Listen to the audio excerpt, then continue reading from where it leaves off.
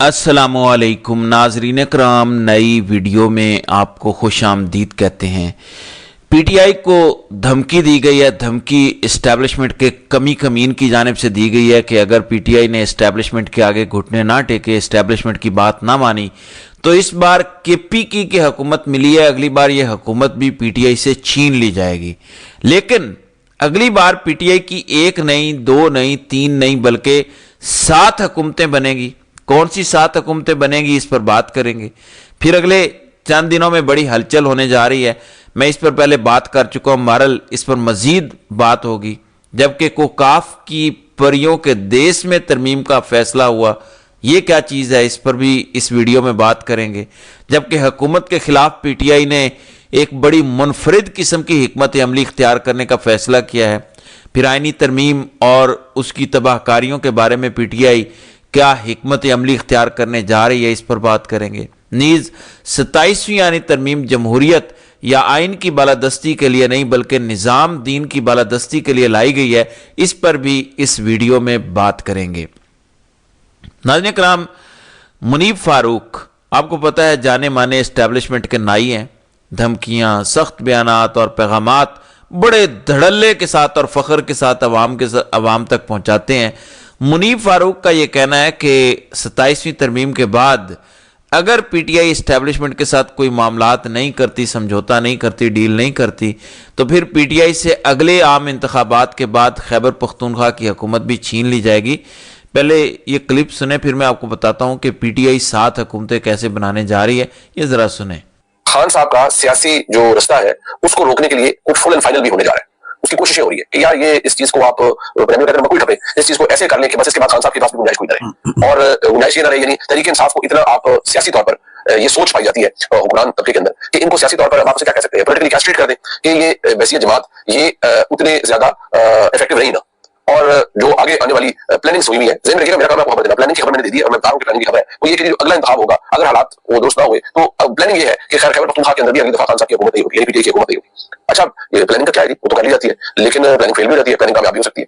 और शायद हालात दुरुस्त ना हुए तो लफ्ज़ है वो ये है कि मेरे कसर है वो निकाल दी जाएगी। तो कसर तो शायद ये निकल सकती है अगले इंतखाबात के अंदर, वो कब हो, क्या हो, उसके लिए तरीकाकार क्या। जी, आपने सुन लिया कि अगली बार छीन ली जाएगी हुकूमत। सवाल यह है कि पीटीआई का जो मैंडेट चोरी किया गया 8 फरवरी 2024 के इंतखाबात का, पहले उसको तो हजम कर लें। वो अभी तक आपके गले की हड्डी बन गया है। आपको क्या लगता है कि इतनी मोहलत आपको मिलेगी?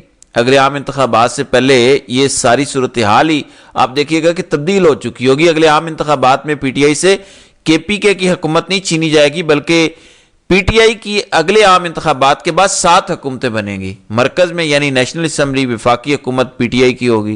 खैबर पख्तूनख्वा, पंजाब, सिंध, बलूचिस्तान, गिलगित बल्तिस्तान, तो यूं 7 हुकूमतें पीटीआई की होंगी। बल्कि अगर यूं कहा जाए कि पूरे मुल्क में बैक वक्त पीटीआई की हुकूमत होगी तो यह गलत नहीं होगा।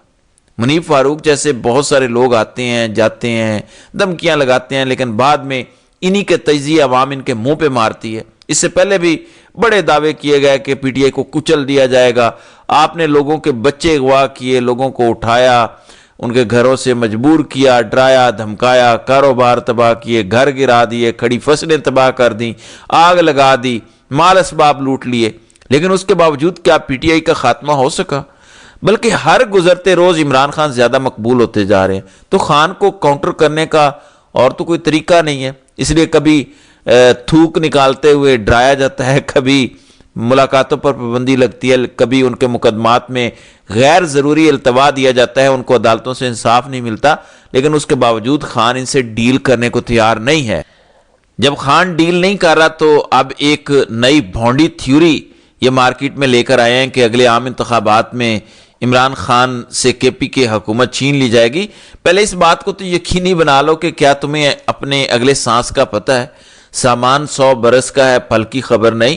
बहरहाल बड़े बोलने वाले बहुत से आए, बहुत से चले गए। कब्रिस्तान ऐसे बेवकूफ़ लोगों से भरे पड़े हैं, लेकिन ये इबरत हासिल नहीं करते। दूसरी जानिब फैसल वाडा जो इस्टेब्लिशमेंट के एक और गैर सरकारी तर्जुमान है, उनका कहना है कि आने वाले दिनों में कुछ बड़ी हलचल होने जा रही है। जरा सुनिएगा। अब मैं आपको एक खबर दे रहा हूं, एक हलचल एक्सपेक्टेड है, ठीक है जी।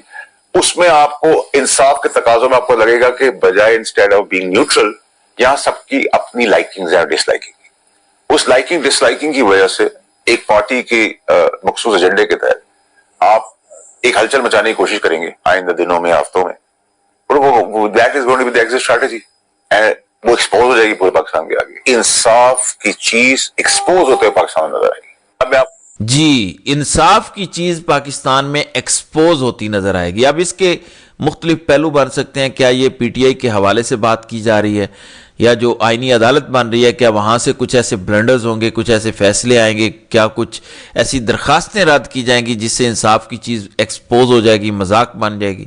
کیا خان کو جو تھریٹ کیا جاتا ہے کہ اعلیٰ عدلیہ سے بھی آپ کی سزائیں برقرار رہیں گی، کیا اس پر کوئی پیش رفت ہونے جا رہی ہے؟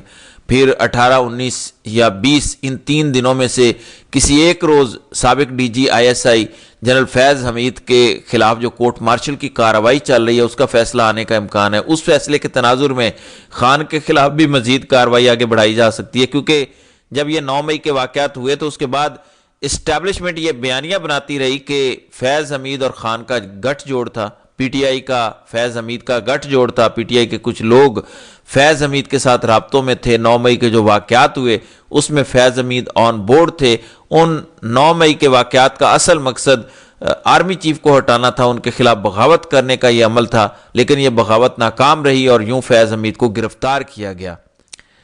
اب فیض حمید پر بہت سارے الزامات ہیں، لیکن یہ الزام بھی ان پر لگایا جاتا ہے. پچھلے دنوں میں نے بتایا تھا کہ یہ کیس تقریباً اپنے اختتامی مراحل میں ہے. انہوں نے 35 گواہان کی فہرست جمع کروائی، جس میں سابق army chief general Qamar Javed Bajwa اور سابق وزیر اعظم عمران خان کے نام بھی شامل ہیں. لیکن یہ دونوں شخصیات فیض حمید کے حوالے سے جو کورٹ مارشل کی کارروائی ہے اس کا یہ حصہ نہیں بنے. اب یہ کہہ دینا کہ بڑی ہلچل ہونے والی ہے، ممکنہ طور پر انہی کے اندر کوئی چیزیں ہو سکتی ہیں. خان کی ضمانت کی درخواست رد ہو سکتی ہے، ڈوگر بیٹھا ہوا ہے، اس کے ہوتے ہوئے ویسے بھی انصاف کا گلا گھونٹا جا چکا ہے. اس کے علاوہ اور کوئی ایسی اہم پیش رفت ہو سکتی ہے جس سے انصاف کی چیزیں ایکسپوز ہوں گی اور ایک مذاق بنے گا. فیصل وارڈا عموماً زیادہ تر وہ باتیں کرتی ہیں جو ایجنڈے کے اسٹیبلشمنٹ کے ایجنڈے کے ارد گرد گھومتی ہیں. ممکنہ طور پر یہ پی ٹی آئی کے ارد گرد ہی گھومے گی، کیونکہ اس وقت بھی ہماری اسٹیبلشمنٹ کا دشمن نمبر 1 اگر دیکھا جائے تو بھارت سے کم عمران خان بنتا ہے.